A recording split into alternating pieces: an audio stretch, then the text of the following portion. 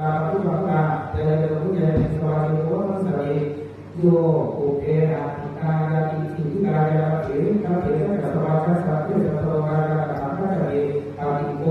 อาถังจาระนิจาโกขัจติอาภะโพธโตกาลายาสมารุปรานตุการปปาเกติอรุสการอาชายิสังอาชายิการทานปฏิยาเจโลกาธรรมะเจริญโพธิการปฏิราชนีอิติมังคันเวสัสนาสมารุปรานตุการปปาเกติสาธุสังฆาริสัตถินาคัจติรุกายาสาอิทธาโตสะโลกะโตสะโตทุตวานันโตหิกาวารุจีวะภเวทัติสาธุสังฆาริสัตถิโกนาคัจติทีรุกาสาตุหินาตุกาวาตุจักสุสัจจานุตวาระวะการเยนะทุเขนะจาริสังสัจสุจาระทุมาปรังกัสสัพพุนีนะเทวะปฏิสาปุนีนะตุกาวาตุจักสุวาระวะการเยนะเทนะตระสัพพิเทวะปฏิปุริยะหะตะยะสุจาริวาระวะการเยนะทุเขนะจาริสังสุจาระทุมาปรังปุริยะหะตะยะสุจาริวาระวะการสิกขาปฏิมุสานะพระเถระขันธ์โลกีราชาเยราชาปปังกานาขันธ์อุทาอายัญญิกามัคคี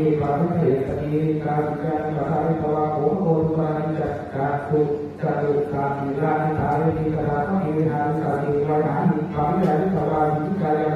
สามิเยมุเตยาปัสสติสารุณะจากวานีวะจากวานีวะปะระสมิอันอานุทัตเตเมนะเตนะปะตังสามิเยมุเตยาปัสสติเอวัจจาเววิลาปานิยาเววิลาปานิยารานุกาตุสกาปะภาเรติกา